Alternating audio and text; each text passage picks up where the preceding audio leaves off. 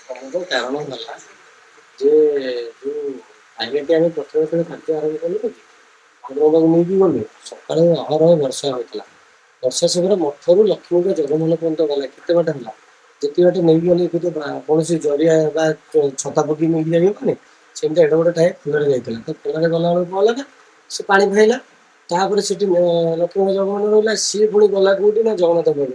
ଜଗନ୍ନାଥ ପାଖକୁ ଗଲାବେଳକୁ କଣ ହେଲା ନା ଜଗନ୍ନାଥ ଜୟବିଜୟ ଦ୍ୱାରରେ ଅଛନ୍ତି ଡାକରା ହେଲା ଯେ ଜଲ୍ଦି ନେଇକି ଆସ ଟାୟା।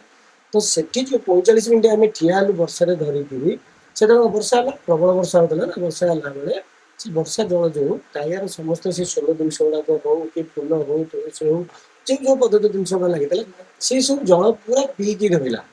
ତ କ୍ରମଶଃ ପାଣି ପଡିବାରୁ ଟାୟାର ଓଜନ ବଢିଗଲା। ଓଜନ ବଢିବା ପରେ ଆପଣ ଦେଖୁଛନ୍ତି ସାମାନ ଏଇ ବାଉଁଶ ବେତ ଏଇଥିରେ ତିଆରି ହଉଛି ନା ଅନ୍ୟାନ୍ୟ કોઈ ଜିନିଷ ନାହିଁ। ତ ସେଇ ଜିନିଷଟା କଣ ଅତ୍ୟଧିକ ଓଜନ ସମ୍ଭାଳିଲା ପରେ ଆଉ ଟାହିଆ ଯେତେବେଳେ ମହାପ୍ରଭୁ ବିଜେ କରନ୍ତି ଅନ୍ୟ ବହୁତ ଜୋର ଦୋଳାୟମାନ ହୁଏ। ଦୋଳାୟମାନ ହବା ଅବସ୍ଥାରେ ସେ କୌଣସି ଜାଗା ଏମିତିଆ ଖସି ଯାଇଥିବ କଣ ଖସିବ ଏତେ ଓଜନ ସବୁବେଳେ ଟାୟାର ମାତ୍ରା କେତେ।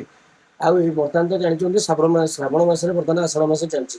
ଯୋଡା ଜ୍ୟେଷ୍ଠ ପଡୁଥିଲା ତେଣୁ ଏଇଟା ତ ଧାରା ଶ୍ରାବଣ ତ ପ୍ରବଳ ବର୍ଷା ହବ। ଆଉ ବର୍ଷାରେ ଟାହିଆ ଓଜନ ହେଇକି ଯଦି ଖସି ପଇଲା ଆଉ ସେବାୟତ ମାନଙ୍କ ଶରୀରରେ ଏଇ ଯୋଉ କାଠି ଗୁଡା ଦଉନ କାଠି ଗୁଡା ସବୁ ତୀର ଭଳିଆ ଯଦି କାହା ଶରୀରରେ ବାଜିବ ବାଜିଲେ କି ରକ୍ତାକ୍ତ ହେଲେ ମହାପ୍ରଭୁଙ୍କ ଶରୀରରେ ଲାଗିବନି।